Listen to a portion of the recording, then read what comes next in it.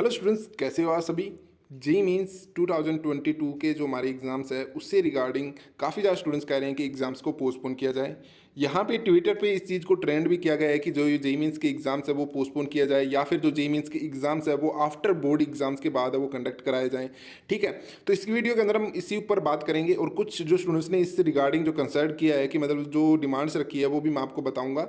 लेकिन जो मेन बात क्या है ना कि यहाँ पे क्या डिसीजन आया है कि जेई मीन्स के एग्ज़ाम पोस्टपोन किए जाएंगे नहीं किए जाएंगे। ठीक है, सबसे पहले हम इसी के ऊपर बात कर लें। वीडियो अगर आप आगे देखना चाहें तो ना देखना चाहें वो आपकी मर्जी है। तो देखिए, सबसे पहली बात कि जेई मीन्स के एग्जाम्स है वो कोई भी अभी तक नोटिस है वो नहीं आया है, ना तो सुप्रीम कोर्ट की तरफ से आया है ना किसी एनटीए की तरफ से आया है। ठीक है, तो यहाँ पे एग्जाम्स को पोस्टपोन वो अभी तक नहीं किया जा रहा है। ठीक है, मेन सीधा कारण है जहाँ पे सुप्रीम कोर्ट ने तो साफ साफ मना कर दिया कि इसमें हमारा कोई रोल नहीं है, हम इस चीज़ के अंदर नहीं आएंगे। जो एनटीए चाहेगा वो उनका जो रूल है रेगुलेशन है उस हिसाब से वो एग्जाम्स है वो कंडक्ट वो करा सकते हैं।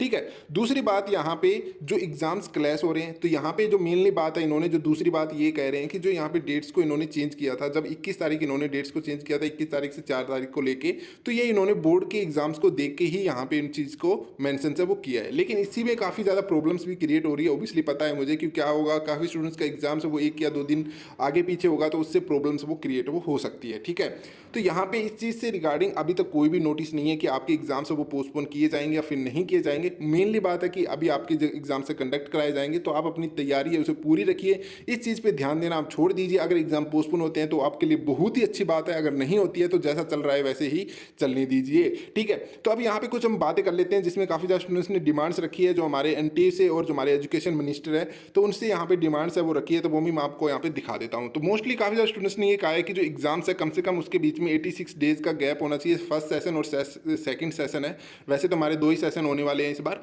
जो फर्स्ट एंड लास्ट सेशन के बीच में कम से कम 86 डेज का गैप है वो होना चाहिए। देखिए, इसके बारे में भी कुछ नहीं कह सकते क्योंकि लास्ट ईयर जब 2021 के अंदर जब कोविड की वजह से बाद में जो के एग्जाम्स हुए थे तो उसमें इतना गैप से वो नहीं दिया गया था। ठीक है, तो इस बार सिर्फ आपके फर्स्ट सेशन और सेकंड सेशन के बीच में 90 डेज का गैप है। ठीक है, तो ये बहुत कम है। ठीक है, ये बहुत कम है, कम से कम आपको यहाँ पे 30 डेज या फिर 35 डेज का गैप वो मिलना चाहिए। ठीक है, तो ये चीज़ भी बहुत ही ज़्यादा इंपॉर्टेंट है। उसके बाद काफ़ी ज़्यादा स्टूडेंट्स ये कह रहे हैं कि अगर हमारा जो बोर्ड के एग्जाम और जेईई मेंस के एग्जाम अगर डिफरेंट सिटीज़ के अंदर होगा तो वो किस तरीके से पॉसिबल हो पाएगा कि हम एक सिटी से दूसरी सिटी जाके दोनों एग्जाम से उनको कंडक्ट वो कर पाए।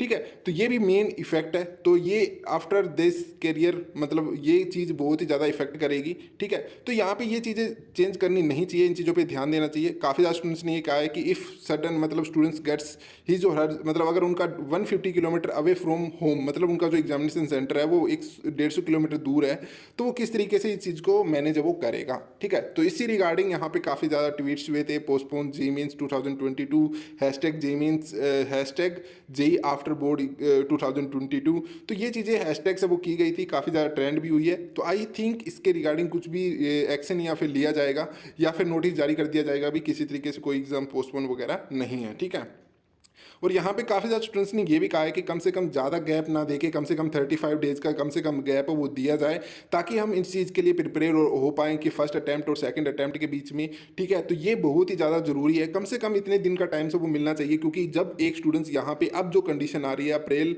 वाले एग्जाम्स के अंदर, यहाँ पे स्टूडेंट्स है वो जेईई मेंस के एग्जाम्स का भी प्रेशर बर्दाश्त कर रहा है और बोर्ड के एग्जाम्स का भी प्रेशर है वो बर्दाश्त कर रहा है। तो इसके लिए कम से कम जो सेकंड अटैम्प्ट है उसमें अच्छा परफॉर्मेंस दिखा सके, तो उस चीज़ के लिए यहाँ पे सेकंड अटैम्प्ट की डेट्स को आगे पोस्टपोन किया जाए। हाँ, मैं इस चीज़ के लिए जरूर एग्री करता हूँ कि जो अप्रैल वाले सेशन के जो डेट्स है उनको चेंज ना किया जाए, वो तो चलो ठीक है, जिस टाइम से भी कंडक्ट कराया जाए ठीक है, लेकिन जो मई वाला सेशन है कम से कम उस चीज़ को पोस्टपोन वो किया जाए, उसके अंदर डेट्स है उनको एक्सटेंड किया जाए ताकि थोड़ा टाइम मिल जाए उसके लिए अच्छी तैयारी कर सके, उसकी अच्छी रिविजन्स कर सके। ठीक है, तो बाकी ये चीज़ें ध्यान रखना है। बाकी मैं आपको बता देता हूँ 31 आपकी कल की डेट में आपकी रजिस्ट्रेशन खत्म हो जाएगी अप्रैल वाले सेशन की।